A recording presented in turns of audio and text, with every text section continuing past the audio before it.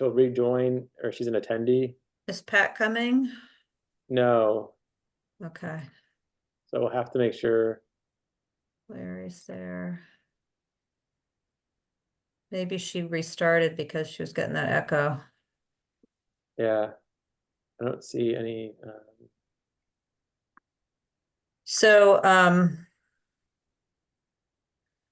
just have my one little screen here. I gotta make sure I have enough juice too. I'm in Boston, so I don't have all my wits about me. Oh, What yeah. is, so, what is the like, which is the Do you want me to email you that? No. Yeah, I don't see. Is it just the in accordance with the provisions, blah, Yeah. blah, blah? That's it for the, okay. And Yeah, Walker's here. I think we have to wait for Antonia though. I don't Yeah, know. I'll email you all the stuff that I had up. okay, thanks. Yeah. It's just, I have it all in one There she is. document. Hi, so sorry, I don't know why my computer, I got a new computer and it wouldn't let me do it properly, so I'm back. But You I'll like make the it. sound, like the sound effects though. I don't Yeah, know. yeah. Oh, okay. I don't know what I was doing. I was trying to turn it on the mic, but it wasn't working. All right. There's people here. I can't. Sometimes my.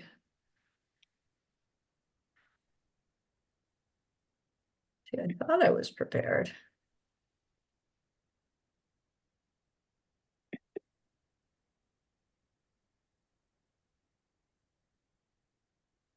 Wow, Melon, you're so organized. Okay, now where's my Zoom? Sometimes my computer does this thing where the icons disappear on my taskbar, and it's really hard for me to turn things on and off. Just been off. Okay, so we're going to start with the public hearing. We have a quorum. With 4 members in attendance, which is a quorum for our committee. So I will call to order this meeting on the 25th of November of the Amherst, or this meeting. Well, are we in a meeting or are we a public hearing? Are we both? We're both. Okay, both the public meeting and public hearing of the town of Amherst Historical Commission. It's being conducted by remote participation.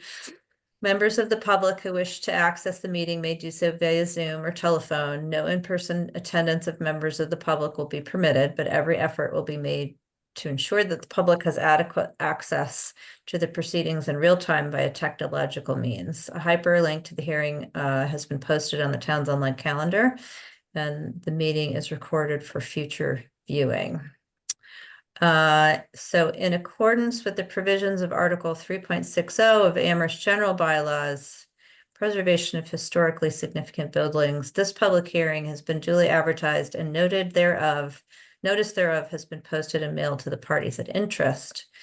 The Amherst Historical Commission is holding this public hearing to provide an opportunity for interested citizens to be heard regarding the following demolition application request. 72 Curtis Place. Larry Hansen is the petitioner. And get to my notes here. So do we start with public comment, Nate? A presentation from the applicant. Okay, so we'll start with a presentation with the applicant, Larry Hansen. So if you want to If you raise your hand, we can promote you to panelist. I think there's.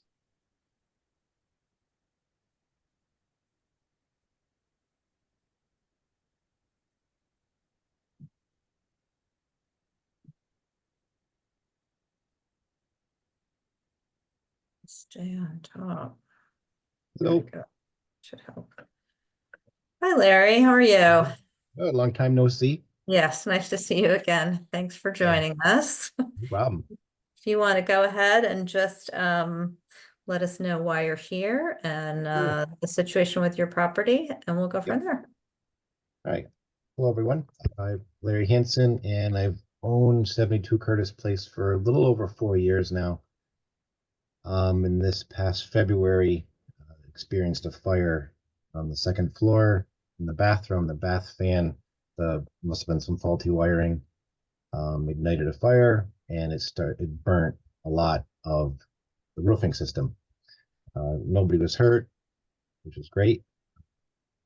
So the fire department came, they put out the fire, but with the amount of damage that happened, it's pretty significant.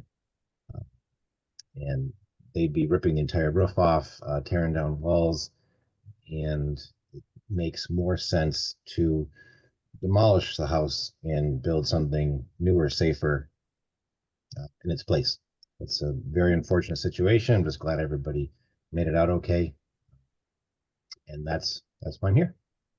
Okay. Nate, did we want to provide any visual documentation or?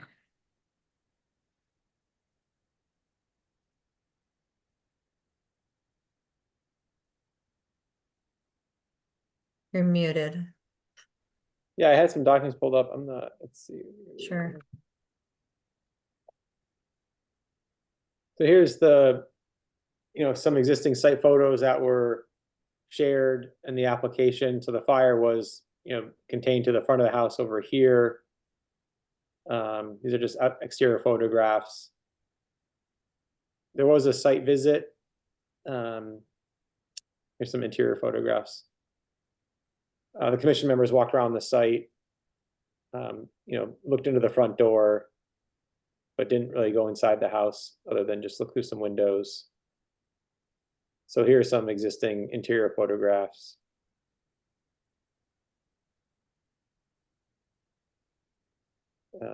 And so, yeah, I mean, as Larry mentioned, there was water damage that came all the way through from the roof through the structure. It would require all new electrical service to the house. And then he said probably ripping the roof off and doing some extensive interior work as well. And those are only the things that we know about.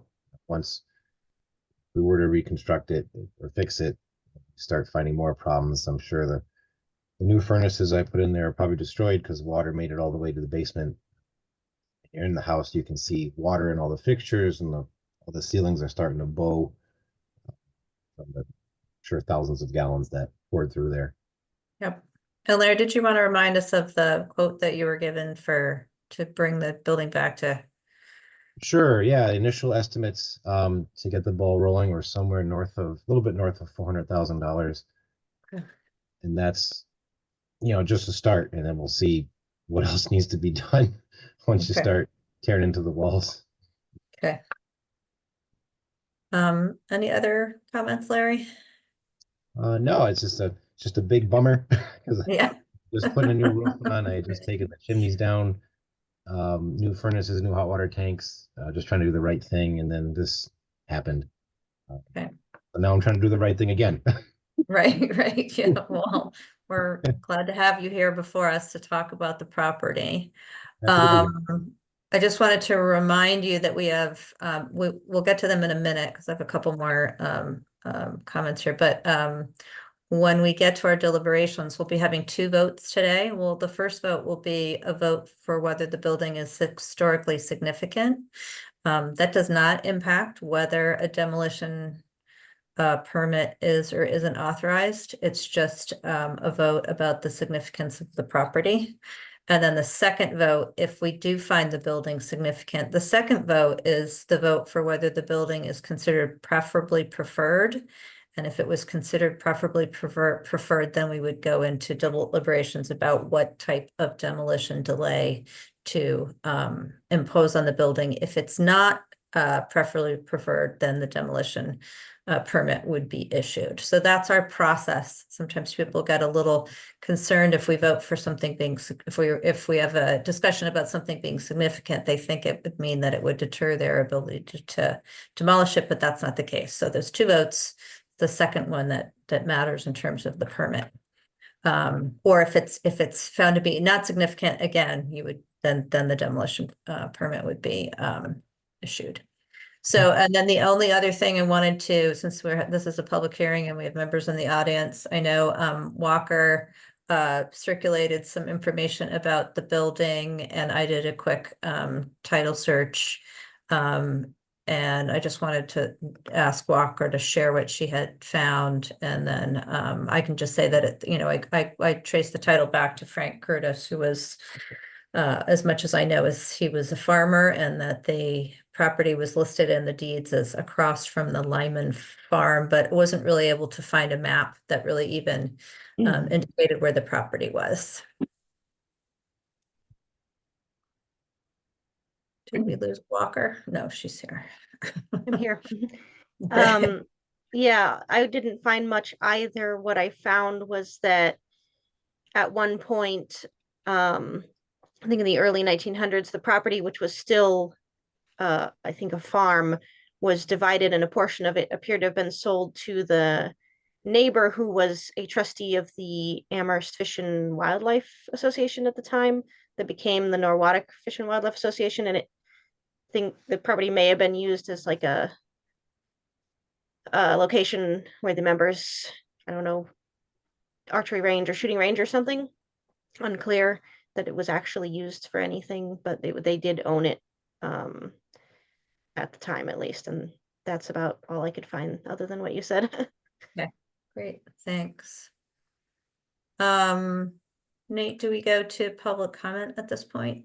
Yeah, if there's any questions from the commission. So, given this area of town, as we mentioned, there aren't many historic maps or information about the property. It is a late 19th century house with some additions, possibly. The house across the street, they were the two early farmhouses on this section of Belchertown Road. And then, the property has been sold off, and it became, the subdivision behind it with Logtown Road and Curtis Place. But as was mentioned, Robin and Walker said, there's not a lot of history on the property or documentation, and so what's available doesn't reveal a lot. There Does is- anyone have? Oh, go There ahead. is Hetty. another farmhouse closer to town, to Amherst, which is up the road and on the same side of the street as what used to be the winery. So, I mean, it's possible that there was at some point this small grouping of buildings, that shared farmland or shared resources or what have you. It's a bit difficult to tell. I haven't looked at any maps of the area, but there is this other property closer to Amherst that is architecturally in any case related to both Larry's property and the winery across the street. So you can imagine that would have existed prior to Curtis Place and the one-story, ranch houses essentially that are there. There's a real difference, I think, between those two kinds of architectural groupings of buildings. It's a tough area to get your arms around, kind of exactly what's going on from decade to decade.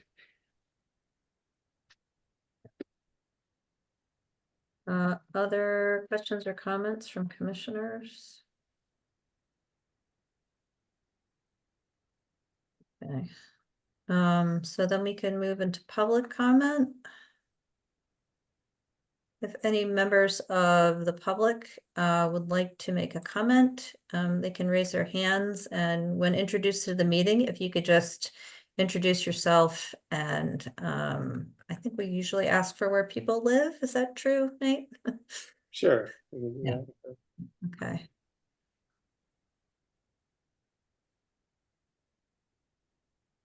I see somebody has their hand raised. Am I in charge, or? Yeah, it looks like, I don't know, it's a Levy or Levy, it's hard to say. Yes, can you hear me? Yep, we can hear you. Okay, great. Yeah, my name is Louise Levy. I live at 34 Logtown Road. So I'm 2 properties away from the farmhouse. And yeah, I watched the hubbub that happened when the house caught fire. And just as a nearby abutter, especially on a road that's quite narrow, and Curtis itself is quite narrow, just interested in what, if any, would be kind of the timeline or the plans for the demolition. And of course, I would be interested in what kind of building would be taking its place. Okay, thank So you. the timeline, we're still working on that because I've got to apply for special permit for it. But I'd essentially be replacing it with another duplex, similar in footprint size, but it would be, more a salt box, I guess. That's the design of it. And if I was to put a date on it, my hope would be construction would be underway within a year from now at the rate, that this is taking. Okay, All right, great. Thank you. Thank you. okay, thank you. Demolition would be, we did send it out to bid just so I had some ideas on how long it would take, and it would just be, under a week. And just to demolish it and take it away once that happens. Okay, thank you. No problem. Any other members of the public, if you wish to make a comment, raise your hand and you'll be introduced to the meeting. I'm not seeing any hands raised at this point. I'll give it a moment more. Okay, does not look like we have further public comment. So just turn that off. We can move on to commissioner discussion. I'd like to frame the discussion around first the issue of significance. To remind commissioners, we are discussing whether this property should be determined historically significant because of the property's architectural merits, its social, cultural, or physical context, or relationship to a historic figure. So that is basically, people can weigh in on that, and then we can take a vote whether we as a commission consider this building historically significant. We would need a motion and then a second. And if the building is determined significant, then we would move on to the preferably preferred discussion and vote. If not considered significant, then we would go forward with the issuance of the demolition permit. Robin, I think it's preferably preserved, not. Sorry, you're right. I'm saying preferably preferred because that's what I wrote on my little stage notes. Thank you. Okay, just for the record. Yeah. It's a stage fright. Yeah, with you. Any other pertinent comments around significance? Anybody want to just kind of give their general opinion right now of which way they're heading? All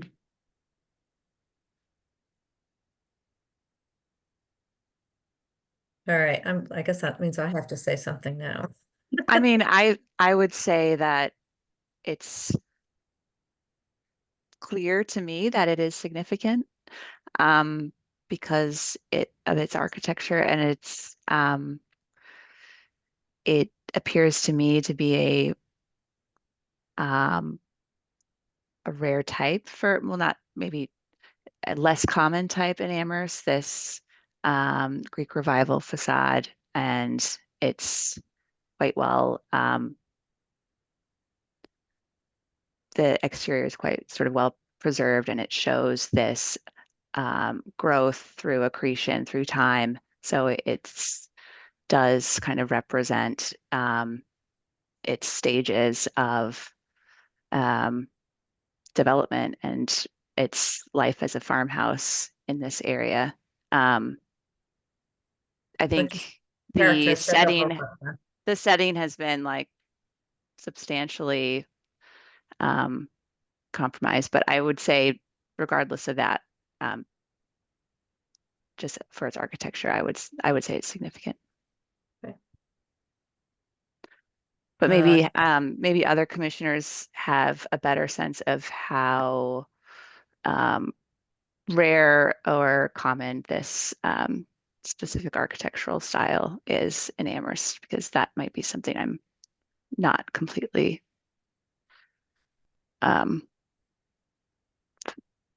yeah, I think Hetty, you might know more about that, and Robin. Yeah, I mean, we talked about this a little bit with the property up on, I can't remember the name of the road, where we did impose it. Yeah, Leverett Road. Revival. But I don't know, I was just going to jump in and say its rarity, I think, is or unusualness in my mind would be more of a an aspect that relates to whether it's preferably preserved as opposed to its significance. I mean, I would agree with you that, I was sort of going back and forth whether it was significant or not, the loss of the setting context, but at the same time, you're right, architecturally, you can't miss that Greek revival facade. And even in the addition to I guess that would be the east with the pediment, the matching pediment and, the attempt to maintain the architecture through time, and your really good point that that it's characteristic of it's historically characteristic of properties in the Northeast to have this add-on. That's actually it reflects integrity as opposed to taking away from integrity. Hetty, your thoughts?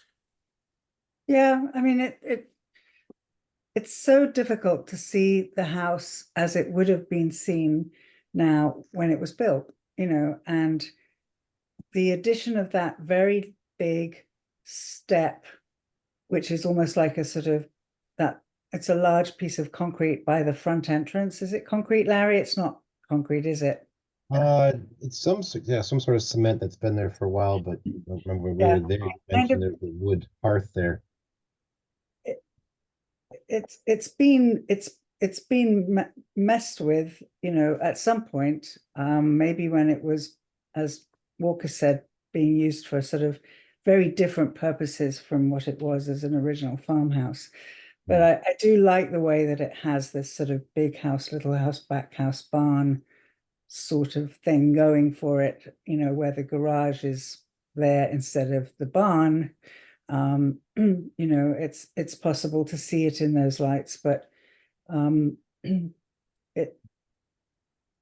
it's sad that we couldn't go inside. I mean, we were being very careful, I think rightly, about entering the building, but it looked like there was some very nice proportioned rooms and spaces that obviously made two very nice apartments. I think it's just difficult. I'm finding it difficult I can see that it has a distinctive look architecturally.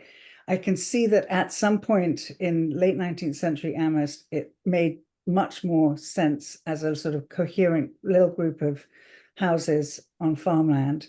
But beyond that, it's not really jumping out at me. I wish there was a Form B for this building that would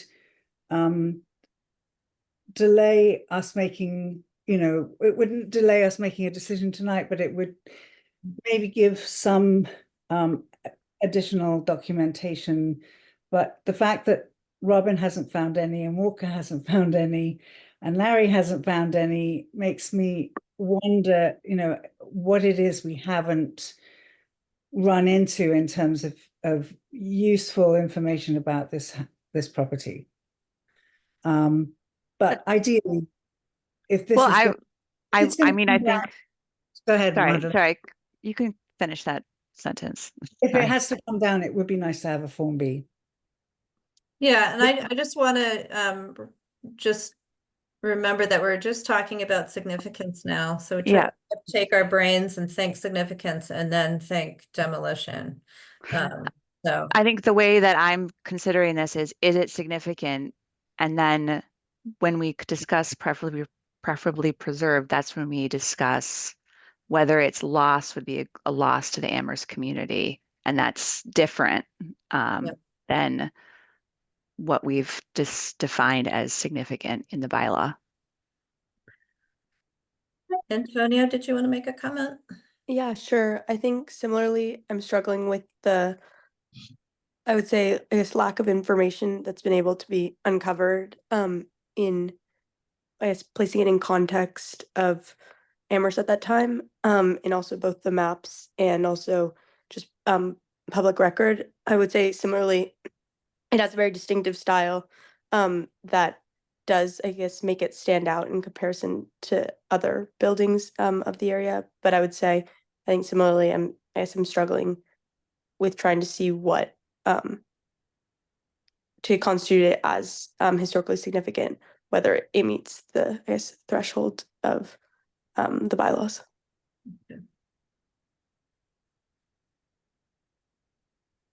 So, Right, right. I mean, because we know so little about the history, we can't really say it's significant for its history. I mean, yes. yeah, we can't say, right, We but can only kind of stand on architecture for this one, or just associate it with what we can infer from its history based on its what we see Yeah. stylistically and in the area.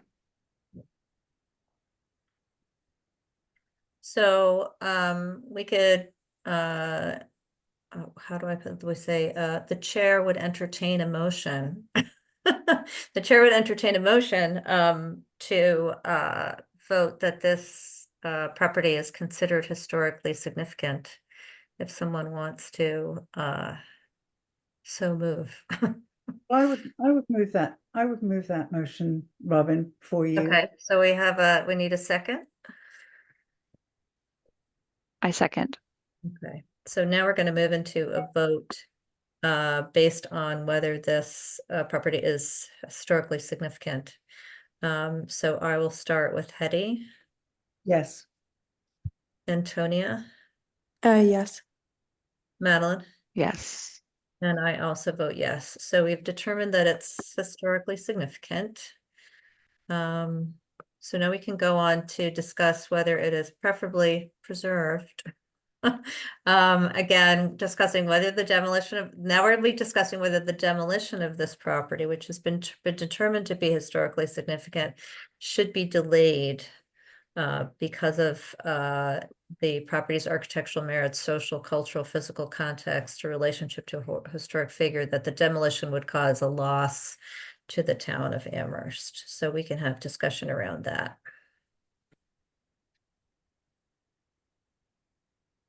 Who wants to be brave? I just think that in the current condition that the building's in, I'm finding it's difficult to advocate for an alternative at this point. Yeah, I would agree. Especially I especially feel that the loss of its context within a farm-like setting, and the condition that it's currently in, I think is not a strong enough circumstance for me to feel like it should be preferably preserved.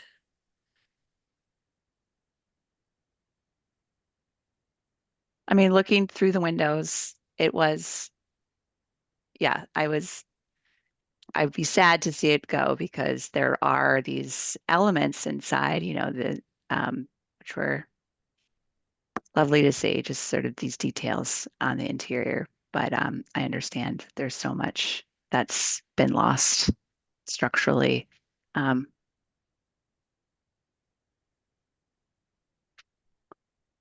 What do you think? Yeah, I mean, I was going to say that I've been thinking about this process, and that one of the ways that I'd like to think about the the imposition of a demolition delay is whether there's really an expectation that that would be useful that there's a reasonable chance that its ultimate demolition could be prevented through, sale or rehabilitation. And I think in the terms of this house, and again, my feeling about the loss of integrity with the farmland not existing there anymore, and that physical context, it's not something that I would see as preferably preserved. Hetty or Antonio, did you want to have a comment? I was gonna jump into Hetty's point earlier. If, the commission, doesn't find the, a reason to have it be delayed, the demolition delayed, you could ask for, more documentation, enough, photographs or other things. There is a survey to complete a Form B, as Hetty mentioned. And so, whether that's just taking another series of photographs, seeing if you could get into the interior to take a few. But that could be something that happens before demolition. We've worked with applicants to do that. And we can continue with the research. Robin, you did the title back to the owner. Walker's done some. We have a few old aerial photographs, but there's really not a lot of documentation. We could spend more time, but going through what the resources we have, and even some special collections, there just wasn't really much documentation. But we could always do that after the fact. But if there's things we need now with the physical site, like I said, photographs or measurements or some things that could happen, and then the demolition could occur after. So Yeah. it could be to allow demolition with a chance to take photographs or something. I mean, it would be nice if there was just a point in Macros that showed this location, just so that if somebody in the future is researching where all the farms of this era were located, we would know about this building, but Yeah. I don't know. I don't have a solution for that. Yeah, I think I got some good 3/4 photos at the site visit. And I don't, for a building that's going to be demolished, I don't quite see the purpose of doing it, especially with something where the interior isn't safe. Unless there was something spectacular in the interior, I don't see the need for further photographs in that regard. I tend to lean towards hoping that the commission could do the work of maybe not a full Form B, but we have the capacity to do just an inventory file with any information that we've got with the town. We can always move things towards a Form B. And then if it was accepted at MHC, then it would get a Macros point.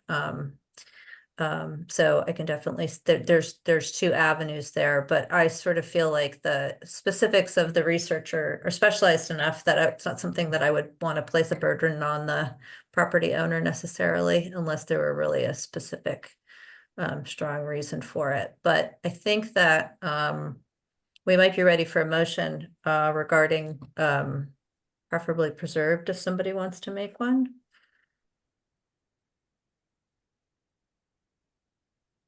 Well, I have a couple more thoughts. Sure. Not to drag this out. But the Greek revival style is maybe something that the owner can think about when thinking about what's going to take the place of this building if it does get demolished. And I would also point out that on Logtown Road, there are 2 houses that are 2-story with gambrel roofs, which is different from what you see in Curtis Place, which is mostly 1-story buildings. And the gambrel roof is a really nice, very localized, architectural motif for buildings in our area. And the Greek revival style is also pretty strong in our area. So maybe that's something that can be thought about down the line. But I really like what Nate said about just taking time to gather what we already have and sort of putting it together so that we have that before anything else happens. Okay, so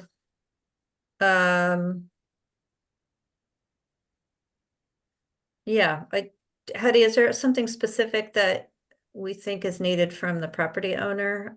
I mean, we have exterior photos. We have historical research from Walker and I mean, I can do a little bit more, but Any details? I don't want to put a condition on the demolition that or something, yeah. Yeah, just wind trim of windows inside, any mantel pieces, if there are fireplaces in any of the rooms. But you would like photos of that. That would be great to see. Okay. Floor, I noticed the floorboards are pretty wide in the rooms that I could look into from the outside. I mean, you know, some stuff like that that would distinguish, tell me more. It's like filling in the pictures around the family photo, that, you know, this uncle, this cousin, you know, it's just like Yeah. that picture. Yeah. Okay, so we still are at the point where we need a motion and a vote regarding preferably preserved.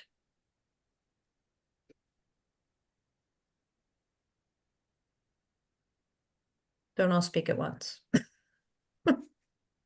The chair will entertain a motion that this building be considered not preferably preserved. I'm going to stick on that one all night. I second. Okay, that's actually, you would just say so moved. Oh, so moved. Yes, I would entertain the motion. She has now, Madeline has moved. Do we have a second? Second. Okay, Antonia seconded. So this is a motion that we determined that 72 Curtis is it place? Is not preferably preserved, at which point a demolition permit could be issued. And I think we were asking maybe for a condition. Hattie, did you want, you wanted Larry to just get some interior photos for us? Okay, is that amenable to you, Larry? Yeah, We'll I'd be go happy in- to do that. I'll take, you Okay. know, pictures of all the So rooms. that- Okay, so that would be a condition of the demolition permit. So Hetty, your vote? So I vote that it is not preferably So preserved. that would be in favor, yes. Antonia? I guess in favor. Yeah, Madeline? In favor. And I'm also in favor. So 4-0. The building is determined to be not preferably preserved. And the demolition permit can go forward, and Larry has agreed to photograph the interior for us and to the best of his ability, given the condition. Okay, You guys want great. some basement pictures too? What's that? Want some basement pictures as well? Oh, I mean, if there's anything that seems, you know, historic. Yeah, got a hot water tank down there that looks like It's historic. yeah. Okay. Yeah, All but right. there's plenty of mantles and floorboards, and I can take shots Okay. of all that, no problem. Okay, that would be great. Thank you. Yep. Thanks for coming. Happy to be here. Thank you for All your right. time. Thank you. All right. Thanks so much. Thank you. Okay, take care. Take care. Okay, Nate, how do I close the hearing? Oh, I guess we could roll that in. We can change the, we can just have another motion to close the hearing. Oh, okay. Motion to close the hearing. Okay, to Antonio's motion, the second, I can second. Hetty seconds, Madeline, your vote? To close I the am hearing? in favor. I say aye, Antonia, Aye. and Hetty. Okay, the public hearing is closed. Thanks, everybody. Okay, now we're gonna move on to the public meeting. Pursuant to the March 12th, 2020 order suspending certain provisions of the open meeting law, this public meeting of the town of the Amherst Historic Commission is being conducted via remote participation. Members of the public who wish to access the meeting may do so via Zoom or by telephone. A hyperlink to the hearing has been posted on the town's online calendar. Our first agenda item is approval of meeting minutes from November 5th, 2024. I do not recall receiving those meeting minutes, so I can't vote on them because I haven't reviewed them. Did they go out, Walker, and I missed them? I believe that I forgot to send them out. I apologize. Oh, that's okay. All right, so we will defer that to the next meeting if we're all in agreement. Great. Okay. Next agenda item is announcements. Anyone have any announcements? Yeah, I have it, I'm not sure it qualifies as an announcement exactly, but there've been some big emails back and forth about the Jones Library. There has been Can I just jump in, Hetty? Yeah. I think Hetty wants to discuss something about the Jones Library. I was gonna stick this under unanticipated items so that I could recuse myself and Madeline could take over. Yeah. Okay, so we'll do that then. If there are no other announcements, our next agenda item is the Community Preservation Act application by the JCA. Do we have someone from the JCA in our attendees? You're here for the Jewish community of Amherst, you could raise your hand.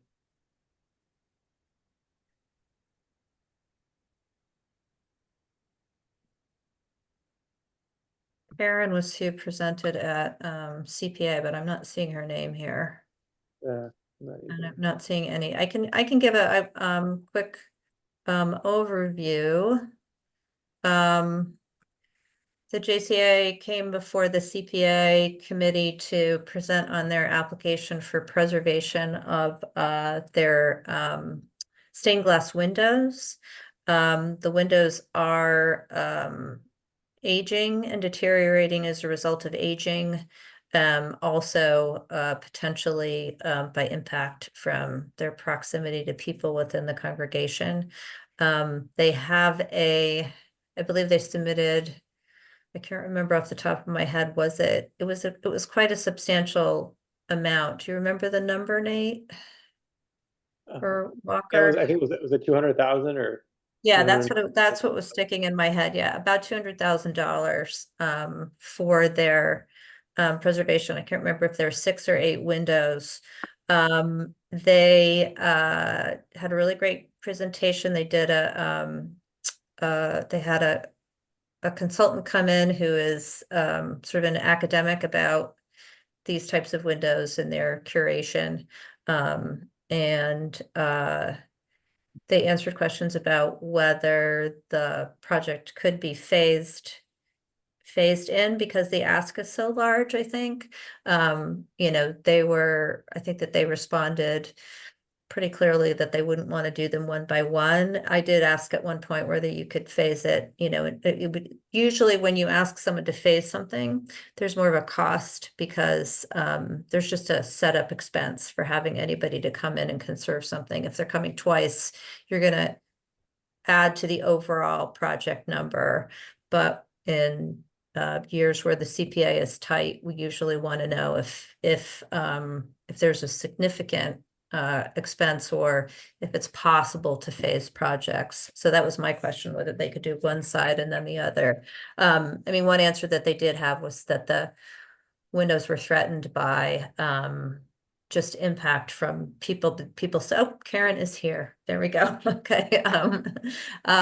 So that is an issue, but I see that Karen is raised her hand. She's in the participant. So let's let her into the meeting.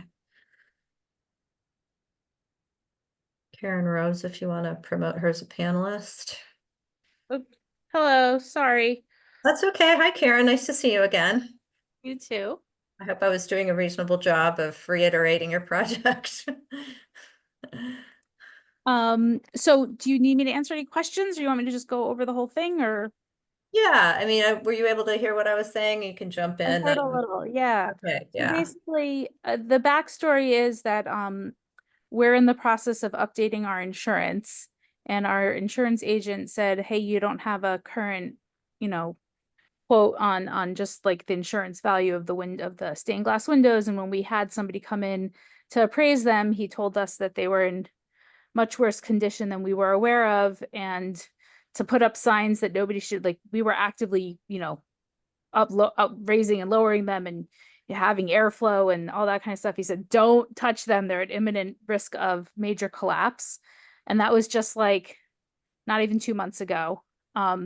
So we only had time to get one full quote before the CPA fund application was due, which we did. And the quote we got was about 200,000, 210,000. Since then, we've gotten 2 additional quotes that are both in that same like 205, 211, right? Like pretty close.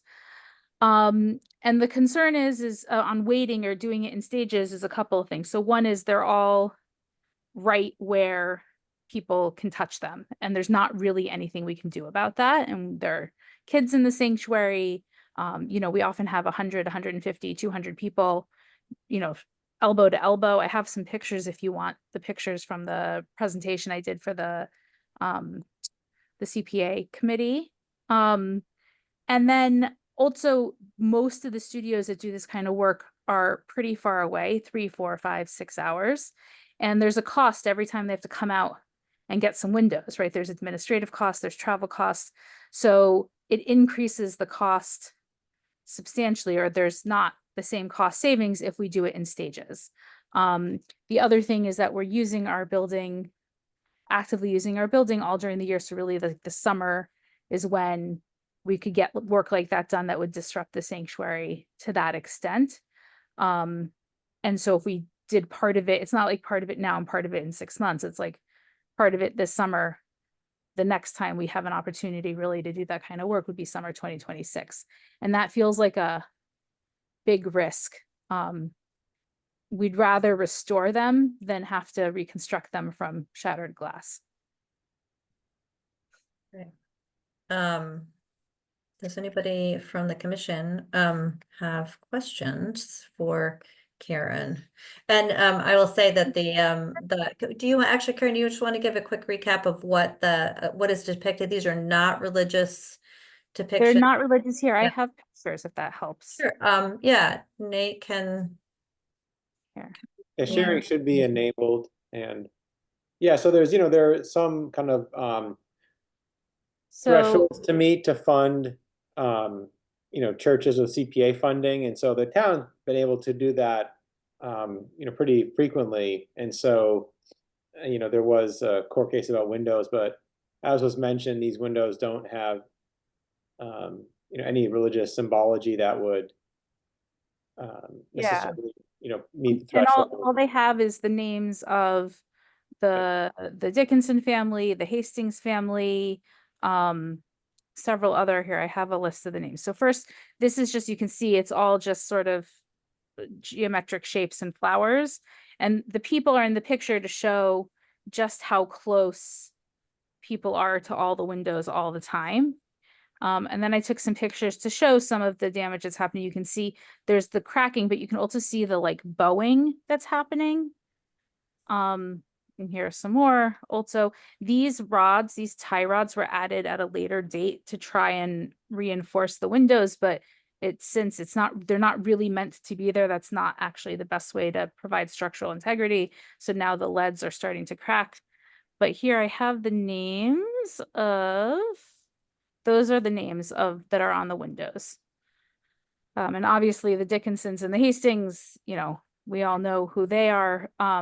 My understanding is that Deacon Hawley was some big name. He has like a really big monument in the cemetery in town. I haven't been able to do much more research in that because we had the Jewish high holidays, which were all consuming for me between when we found out we needed to do this and now.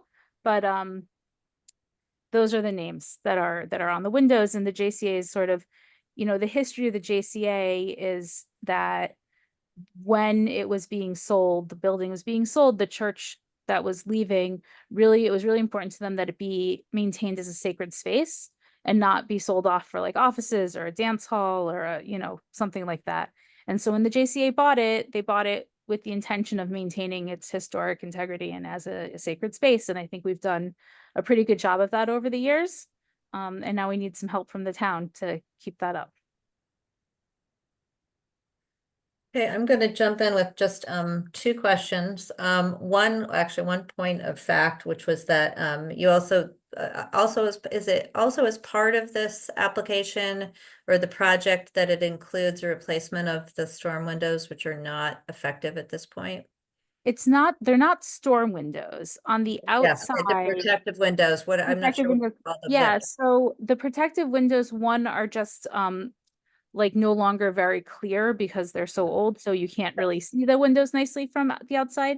But Yep. also the expert that we came in, that actually Hilda helped us bring in to who's not a studio, so she's not trying to sell us her services. She's just an expert, college professor who's an expert on stained glass windows. She said that they were actually contributing to the damage because they don't allow for proper airflow. And so that's contributed to the damage. And so she recommended that they be replaced with something that is better designed for airflow. And yes, the quote for the 210 includes the cost of that. Great. And then my other question is just trying to understand this protection for the windows from the inside, from the people within the congregation. How is it different once they're restored? If you don't have any sort of protective plexiglass panel or anything, is there something about will the windows be stronger? Will the congregation be thinking about, maybe some sort of plexiglass Yeah. barrier on the lower levels so that, we're gonna be potentially making this big CPA investment in this project. And if they're at a risk from the people in the congregation, how does that change once the Right. project's done? I think, well, so first of all, we've had mini splits installed. We've done a complete electrification of our building. So whereas before there was heat but no air conditioning, and so people are actually using the windows as windows, that's no longer necessary. So they won't get moved anymore. And in fact, we've talked about like pinning them, like nailing them into, like, not nailing, but right, there's a way of pinning them so they cannot be moved. But Yeah. also, like, they lasted 100 years with people using the sanctuary. So I think when their structural integrity is good, just not deteriorated, like, they're pretty strong. But I think that we could totally consider some sort of interior protection. That's not built into the quote. I feel like that's step 2. Let's get them replaced. I'm less worried, right? If they're all cracked and crumbling, like a little bump and it's all going to come down. But once they're all leaded and, back in shape, like, it would take a ball going through them before something happens to them, especially if we're not raising and lowering the windows anymore. Okay, great, thank you. Other members of the commission, do you have any questions for Karen?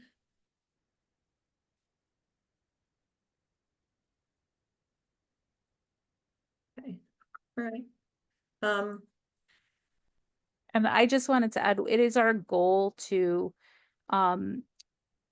do more research and find out more about the people in the windows, and perhaps, partner with someone like the Emily Dickinson Museum, maybe get, a link off their page to a page on our website or something that will make it more publicly accessible that these things are here and our building is open Tuesday through Friday, 10 to 3. Anybody could stop by and come take a look if they wanted, and to make that more well-known.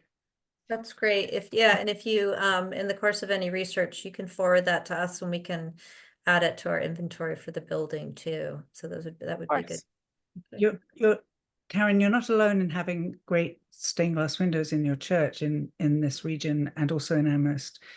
Grace Church has great windows, and Susanna Muspratt, who is a historian in town, has researched those and produced a booklet. And I think her input or comment or thoughts would be helpful to you.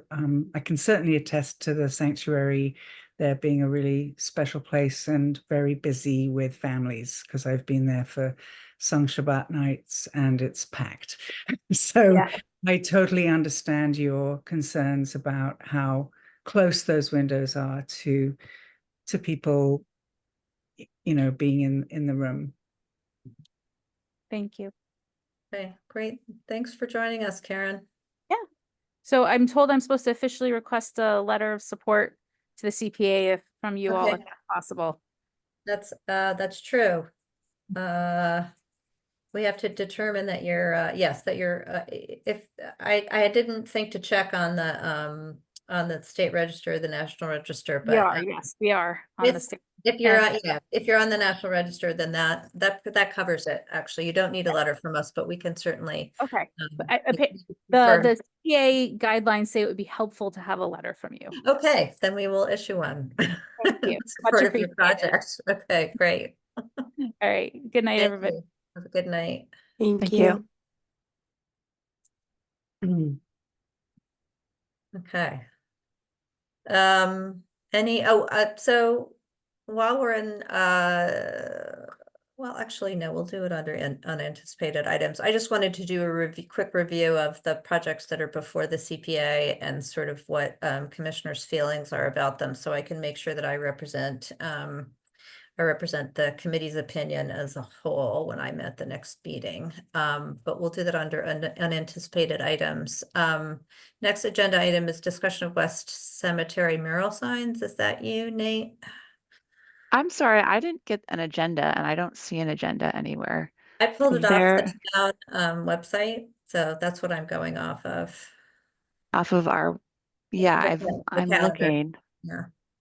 Yeah, it was, There's I not thought it was up. emailed, excuse me, yeah, so if we jump into the West Cemetery murals, Walker We're could talk almost done. Walker could talk about it, but, a few years ago, we had, with the new mural being painted, we had discussed having an interpretive sign for the mural, and then also having some, welcome signs for West Cemetery. And I thought we had got, this has been, going on and off for a number of years, but the town now has a wayfinding sign system. We're trying to use that system and adapt it to conservation and recreation areas. And I think we're at a point where we should revisit the interpretive sign for the mural, and then, maybe the entry signs or gateway signs for the cemetery. And so, I think Walker will be looking at that.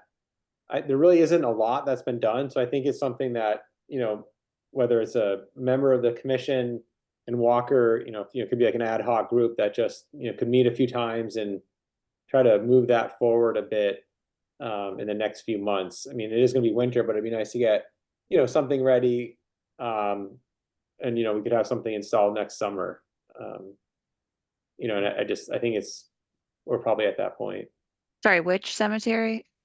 West Cemetery. Cemetery. For the Okay. mural. So there had been, there's a brochure we would put out.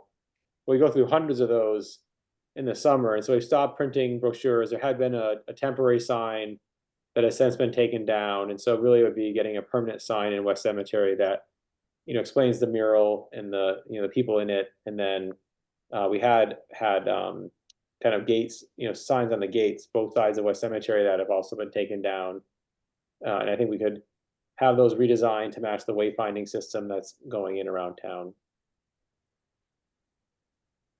So what do you need from commissioners, Nate? Did you say? I think Walker's gonna be doing a little work on it. We have to research kind of what would be a good interpretive sign, what's the style and design, and then how does it fit with the sign system. We kind of like the writer's walk specifications in terms of the material and the base and the height.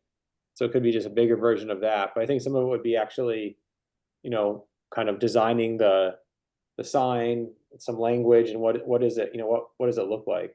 And then we could work with I the guess. designer to finalize it, but we kind of have to get, something moving, like, what do we actually like in terms of an interpretive sign for the mural? So do you want like a subgroup of the commission to work So with? if like Walker? 1 or 2 people on the commission were interested in working with me separately to help with the preliminary design. Yeah, it wouldn't, to me, I wouldn't vote it as a subcommittee. It would just be an ad hoc group that could meet a few times and do Okay. independent research and provide it to Walker. Okay. And didn't we didn't we have like a whole I'm like remembering some discussion we had about whether it should be one long thing or two things, and how the outline, we had some designs already, right? Are we almost there? Is I that thought what so, we're- but I think that was when Ben was working with the commission and we couldn't find a lot of files for that. Oh, bummer. Okay. So if there was a discussion, we don't have any record of it, unfortunately. Okay. That's too bad. Okay. I unfortunately can't fit that into my particular to-do list, but is there anyone on the anyone else on the commission who's interested in working with Walker on this? I'm kind of interested. I mean, And it could happen over the next 2 or 3 Maybe. months. So I'm not saying you have to, put hours in December. It can be, like I said, the next Yeah. few months, come up with something. Okay. yeah, I think it's a interesting space. Okay, and I can like just talk to you from what I remember, Madeline, about what we Yeah, or come up like, with. Yeah, I wonder if it's in the old meeting packets or something. yeah, yeah. I did you go remember through a the bunch of old dates. meeting packets, Yeah, but Yeah. maybe the old meeting minutes or old recordings. all right, yeah. We'll just find Ben. Okay. Okay. All right. So, and just in terms of the agenda, we're on the last item, which is unanticipated items, which is, I guess, a couple of things. The unanticipated item that I had was that at the, I'm going to try to go through this really quickly about my opinions about it. At the CPA meeting, I have two issues that I'd like to just go over quickly. The historical preservation applications that are before the CPA, so that people can just weigh in quickly and briefly on what they think is most important, what I should advocate for, what you'd feel comfortable, I don't know, seeing less money for, or whatever. And then I could start by just discussing the North Amherst Cemetery CPA application, which is for replacement of the existing fence, which is not a historical fence, and the CPA and the town, I think, were interested in hearing what the commission has to say. And I will just summarize briefly my opinion, which may not be the opinion of the town, which is that this is so if you're going toward Cushman and the cemetery is on the right, and there is a white fence that borders that cemetery. There was historically a fence there. We don't know what it looked like from a historic period. We don't have any photographic evidence of the historic fence. So the fence that exists is not historically significant, and it's going to be taken down and replaced entirely with something that I think is PV. Is it plastic? I mean, not plastic, but it is not wood, right? And we've had discussions about cemeteries and fences before, and my feeling is that even though there was a fence there is no longer any historic remnant of the original fence. We do have an aerial photograph that shows the fence, but we don't have any defined definition of a design of something historical to replicate. So my feeling is that it's not a preservation project as the fence. As the historic material, it is not a preservation project. If you consider the fence as a way to preserve the cemetery, then we get into sort of a different argument, in the same way that when we voted to support special collections area, that was a way to provide protection for the historic material that exists within in special collections. I think I've almost always felt like these fences should go under either open space or recreation if they were funded by CPA. But I didn't want to bring just my opinion to the CPA committee, so I just wanted to open it up to you guys. The other applications before the CPA, I pulled up my spreadsheet here. I can give you the numbers now. The JCA Windows project is for $210,000. Wildwood Cemetery House to do the repointing of the masonry and rebuilding of the brick chimneys is 103,000.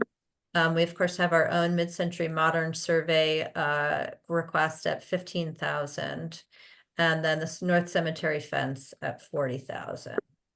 So with that, feel free to provide any and all comments to me that you think would be important for me to know in speaking on behalf of these projects at that committee.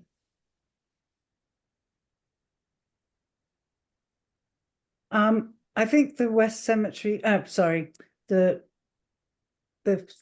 the cemetery fence has come up before. I'm pretty sure it was on, it was, it came in as an application when I was representing for the Historical Commission while you were finishing off your coursework, Robin. Yep. And I don't remember what it must not have made it to the top of the list. Yeah, I think that was, I think maybe that year it was just not, it was not moved forward for maybe funding issues, not so much on definitional issues.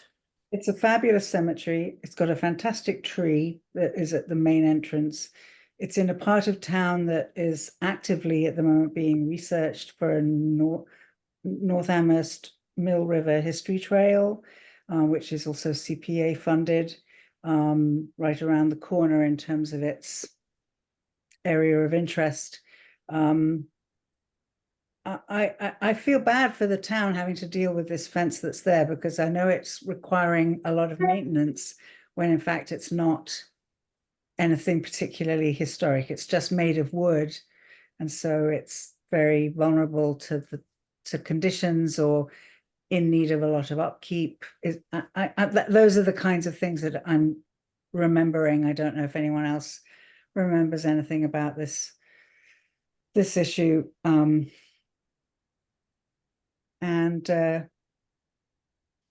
you know, I'm obviously really interested in seeing us do the mid-century modern survey. I think that would really add a whole nother layer of interest and curiosity around buildings of that age for the town, that's sort of balanced out by all the brutalist architecture at UMass. I think, you know, it's something that would sort of add to that era. What were the other, the JCA windows? Yeah, I mean, I'm not surprised that it's that amount of money. It's incredibly detailed work to do any kind of stained glass restoration work. And I think the fact that they are people who are very close to Amherst's history, you know, is another thing in favor of the proposal. And now I'm forgetting, oh, the Wildwood Cemetery. Well, I think the Wildwood Cemetery has gone from leaps and bounds to being actively preserved under Rebecca Fricker's direction. And that brick house in, oh no, not Wildwood Cemetery. What am I talking about? Oh, that's right, the Wildwood Yes, Cemetery. Wildwood Cemetery. That's a Dickinson building that was funded by the Dickinson family. And I think it's a really special place in Amherst for its history, for its setting, for its open space and natural beauty, for all of the gravestones, which have enormous relevance for doing, you know, all sorts of genealogical work. So I see that building as a really important piece of our story as a town.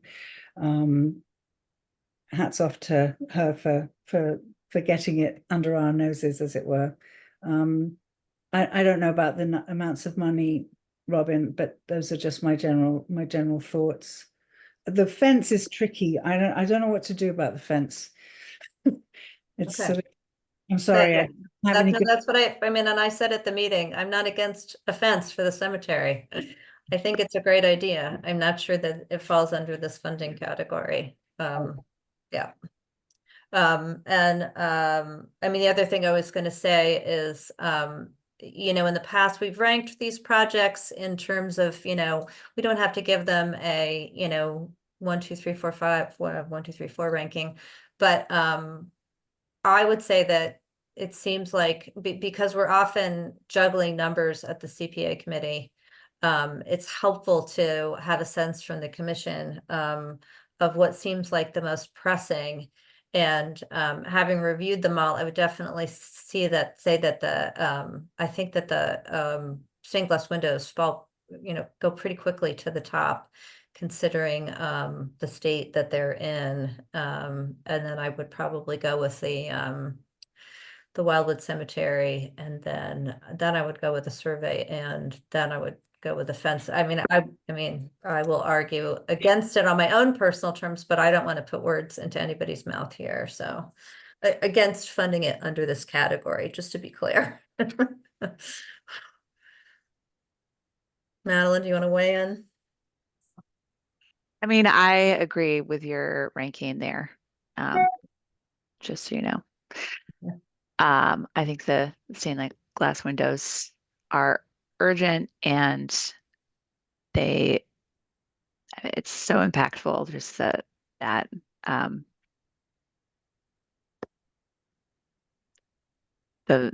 sort of resource for the town. Just and by that I mean just sort of the artistry to the stained glass windows is so important, and it's experienced by so many people in town. Yeah, the fact that they're Yeah. gonna get the new exterior windows are gonna be much more visible too, and the good point that, you know, that the building is open to the public too, so. Right. And yeah, and it's an active space, worship space right now. So Yep. Yeah, and right, I think they're all important, all these. But yeah, I do want to encourage what they are doing at Wildwood Cemetery, and to show that we are behind somebody taking the initiative at a space like that and rejuvenating this cemetery. Yeah, and I'm actually trying to work with Rebecca to and actually this is a good question for Walker and Nate. The Massachusetts Preservation Project Fund opens its that's funding through MHC for matching grants for preservation projects, and I'm encouraging her to make an application because she could that it could potentially reduce the if it was matching, if it was awarded and it was matching, it would reduce the amount of CPA funds, which has been something that I've been arguing for a long time, is to get as many of our applicants to apply for matching grants in a couple of different areas to Yeah. stretch CPA dollars further. And you know, Rebecca has just been, she's just really great and enthusiastic. But my question for Nate and Walker is that in order to apply for MPPF, you have to be on the state register. And one of the things that then that house is not on the state register yet. It's not in a historic district. It's not on the national register, but it is having a preservation restriction, and it's the listing of the preservation restriction that gets it on the state register. So I don't want to speak more than that, just because of where it overlaps with where I work, but to have a timely return of that, however it happens on the town side, obviously would make it so that the entity could, you know, be eligible in a timely manner. So. Yeah, I mean, that project is such a kind of straightforward preservation project that would qualify for other funding sources. Yeah, yeah. I think it is important to have a fence around the cemetery to protect it. So Say more. Yeah, so I guess that is a preservation. Okay. You could say it's I mean, what else would it be? Cemeteries, they kind of fall within open space and recreation, but not really.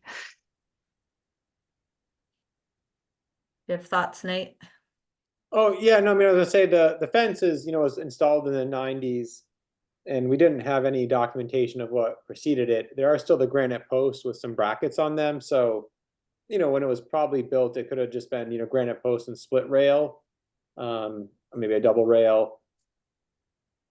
We don't have, you know, you can see in the old aerials, there's a shadow line and there was a fence there, but you know, South Cemetery, in the inventory forms, you know, the cemeteries were somewhat contemporary when they were rehabilitated in the town. And so South Cemetery you know, there's old town meeting records that there was money appropriated for a fence. It mentions North Cemetery, but there's not as much detail either about materials or other things. And so, you know, there probably has always been a fence across North Cemetery, whether it's to protect it from the street or, you know, aesthetics. You know, my guess is what's there now is the picket fence is somewhat modeled after like a, you know, it's like maybe like a faux wrought iron fence, but it's really hard to say what it's looked like. I mean, I'm assuming over time the fence has changed, but there's always been a fence there. So Yeah, it's I not mean, like, just yeah. looking at the Google Street View, it's like that the current fence is not, I would not encourage the future fence to like be based on this fence for its design. It seems like kind of out of place. It would be nice if we had a consistent fence design for our cemeteries. This looks like a kind of this squat kind of residential uh, picket fence. It's kind of funny looking. I think what the town's proposing is another picket fence. Yeah. Yeah, basically looks pretty similar. Like, what does it just a like a very simple wrought iron fence? What's that cost? Or, you know what, even if you know, even if it was just a split rail with granite posts, I'm not sure how much can be reused of the existing fence, but Yeah. Yeah, something like that would be nice. Yeah, my arguments around this definitional stuff just has to do with, you know, not getting too far away from understanding like what a preservation activity is. So I know that Dave Zemek you know, said that, you know, there are times where you can use, you know, imitation slate or things like that. But I, you know, made the point that like that's when you have an existing slate roof or you have documentation of an existing slate roof, like that's a different circumstance. And I don't want, I just want to be clear about what we mean when we say historic preservation. That's Yeah, really the new fence should not be like a replica of the wood fence in right. But I plastic, mean, just to look even like though- that one.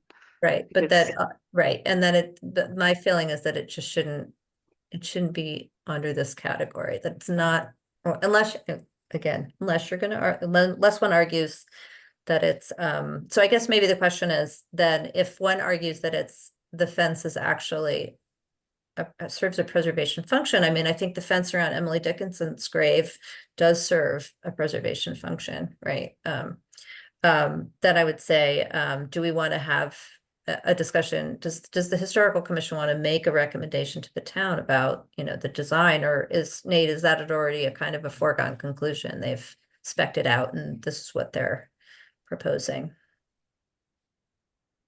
yeah, I was looking at what you know, just looking at what had been provided. Yeah, I mean, it could be that the commission's recommendation is that this be funded, but that it not, you know, it does not reuse you know, that style fence, right? That there could be a more appropriate design. But so Thoughts? that could be the funding recommendation. Right. I would also, I guess, say that the argument about the fence serving as like preserving, I guess, the already historical value of the cemetery and just making sure that it is, I guess, have some sort of barrier between the public. I mean, it's all public, but I guess the public facing area of it and more the interior, I think does make sense under the purview as an argument. But I think, yeah, I would agree that the other arguments for historical preservation don't really, I guess, fit into it. But I do think there is a compelling argument of the fence as helping to preserve the entirety of the cemetery. Think Yeah. so too. because there's no sidewalk there, so you often see people just sort of Yeah. walking Drive. along Yeah. the street there. So it would just create just a separation. Yeah. I agree. So do we want to make that our recommendation that we ask the town that they confer with us on the design? I was Yeah. gonna share my screen quickly. One is you know, I found this is an image from you know, North Hadley, probably sometime before 1903 is what I think it was dated as. So you can see what the fence looked like in terms of a split rail. Yeah, I like that. It doesn't And have then, to keep people out. It's just sort of a visual barrier.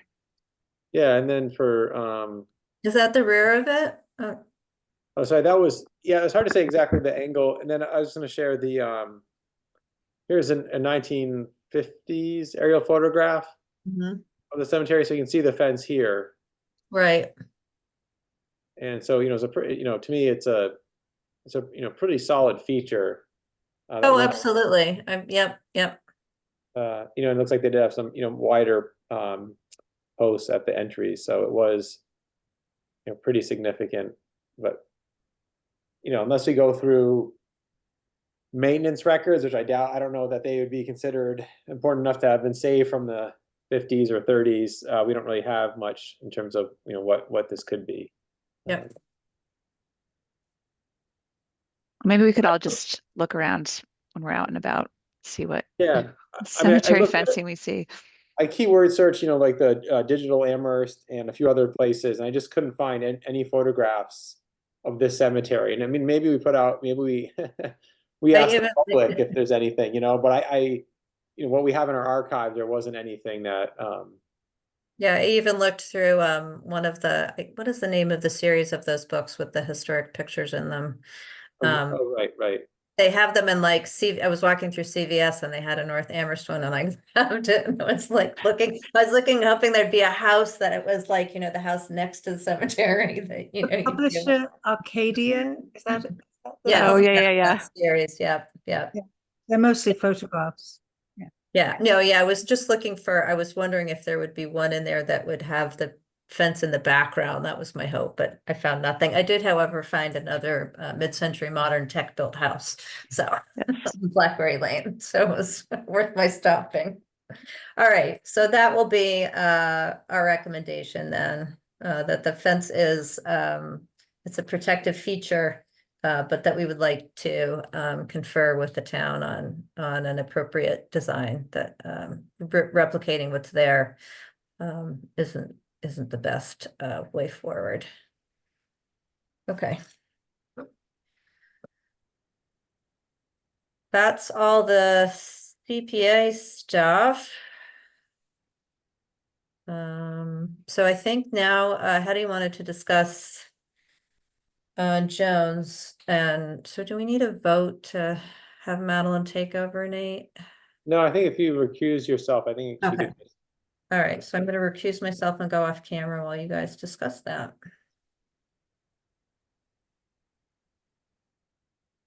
Okay, so Madeline and I have been one of the consulting parties to the 106 review related to the Jones demolition and addition project.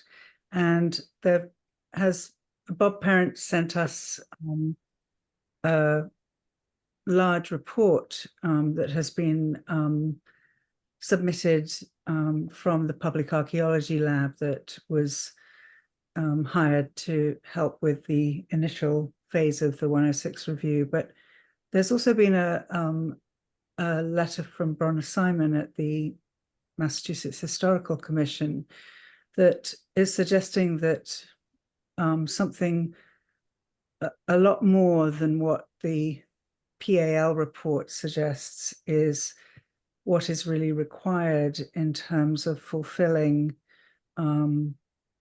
adequate 106 section 106 review criteria.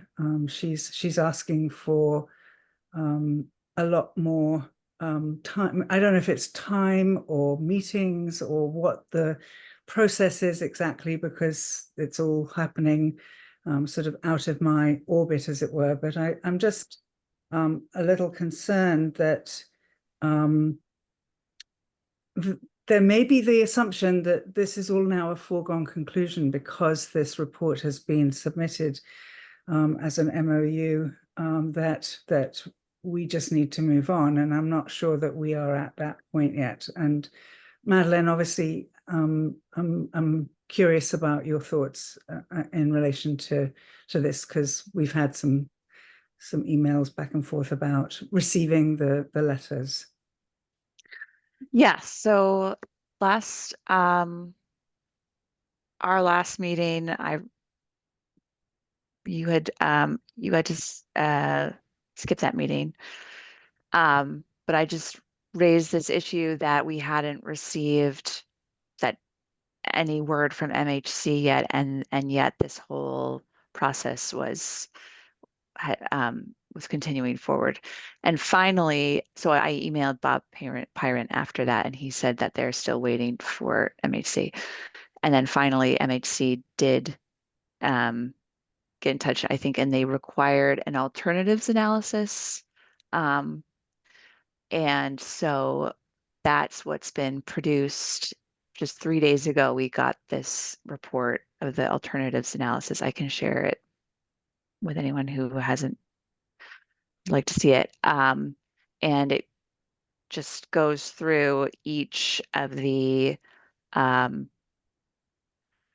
of the standards that are reportedly not met with the current design, and it just sort of gives alternatives for how to address those.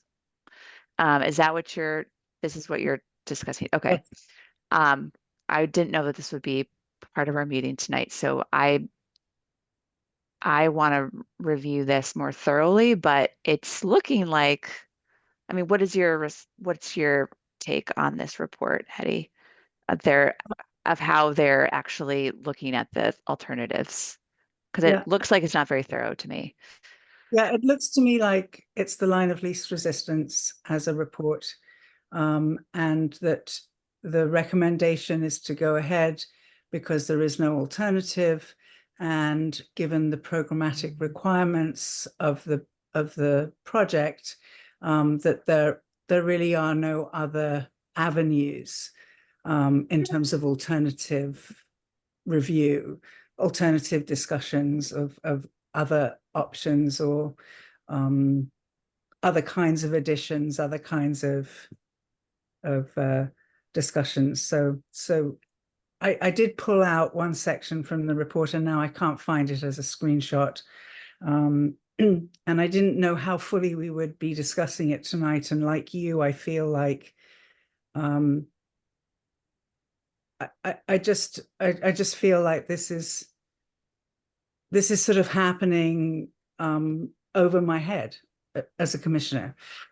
Yeah. Right. And I We was are just not saying, I think notified. as an, it's not an official agenda item, so I wouldn't go into too much discussion tonight. I think Right.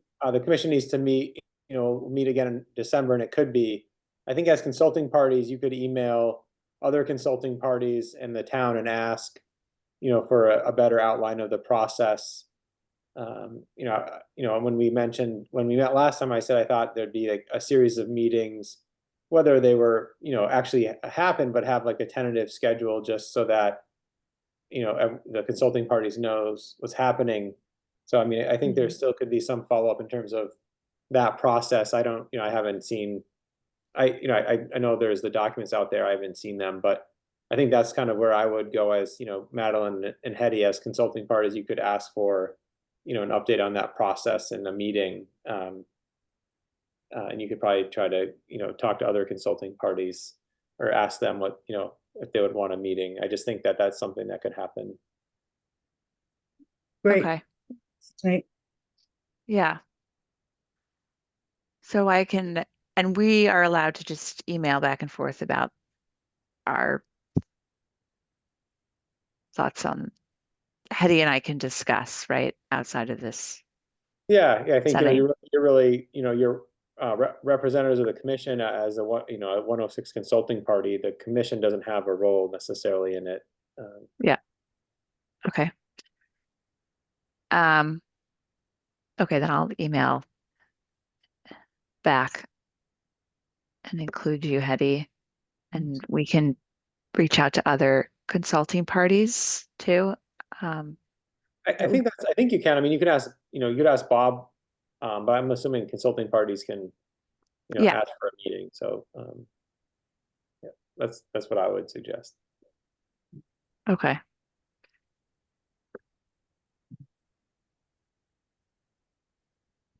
I think this part of the agenda item is complete, yeah? Can we Yes. have There's a Robin hand, back? there's a hand raised if we wanted to. Oh. Let's see, Arlie? Hi, my name is Arlie Gould. I'm from South Amherst.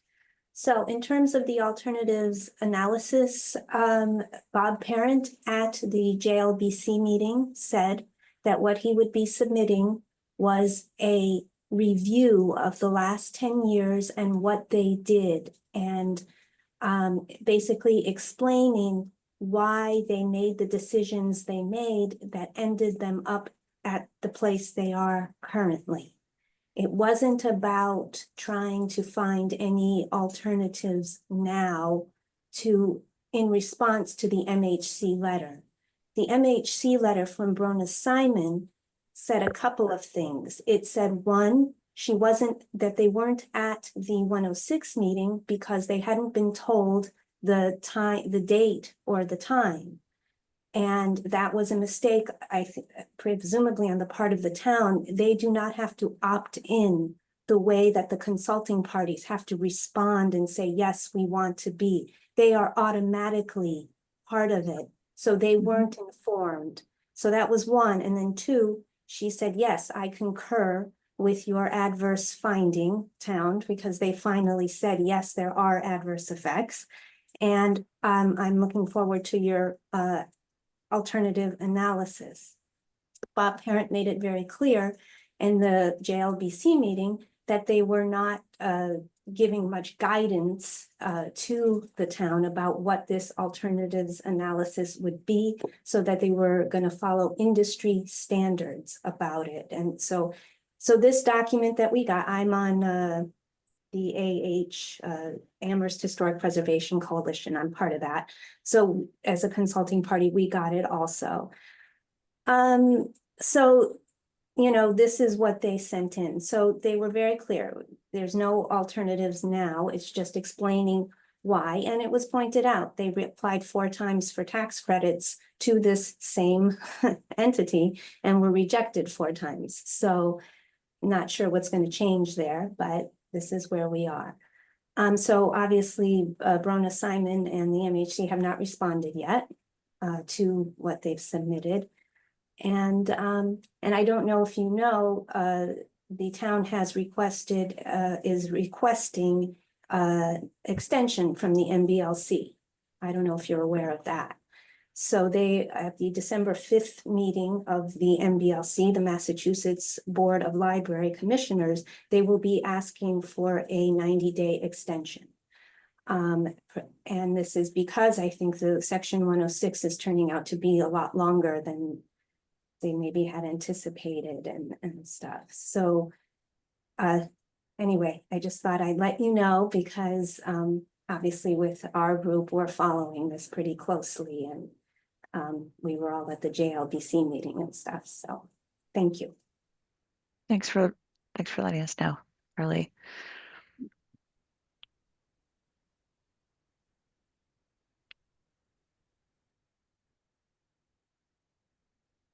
Okay, well, we will get up to date with what's happening. Okay, Robin's back. I'm back, and I think that's it. I think we're at adjournment. We Other could comments? schedule. We could Are there schedule any the next updates on meeting. like our other goals or that we have goal I think items? let's do that in December. Okay. Yeah, I think we can do that in December. Okay. So I don't know, I forget when the December meeting, if we had penciled a date in. And then before, there is JCA wants to come back. It'll probably be a public hearing to make changes in accordance with the preservation restriction. And then there's another demolition application. And so I'm not sure we can have that hearing before the holidays, given the legal notice requirements. And so I think for the demolition application, we could ask for an extension and have the hearing in early January. So I think for the commission, we could schedule a December meeting, and then I think we should schedule a January hearing where members could. We don't have a December meeting scheduled I have a hold on the 9th. I thought we had discussed it at our last meeting, but I was just looking at Mondays. Oh, Monday yeah, the 9th. Monday the 9th, yeah. Right, okay, maybe we did, right, so 16th as I have a meeting, so if we think the 9th is it, then we can have, some business then. And then we'd have to figure out what Could we, day, could we do well, are we down for the 9th then? We're I think confirmed the for the 9th could 9th. be a public, I think the 9th could be a public meeting, and we just cover, like the preservation plan, and we can talk about, the barn preservation program, and we'll just, it will just have, various topics. And then we'd have to schedule a public hearing in January at some point, Do we want to schedule that now? I think we should. Okay. So we've got the 6th as the first Monday in January. Fine with me. That works. Works That for me. works. That works. Yeah, Okay. so we can just call it the 6th then and get that scheduled and. Okay. And so that'll be a public meeting and public hearing? Right, yeah, we can have the public hearing first for the 2 projects and then followed by a public meeting. Okay.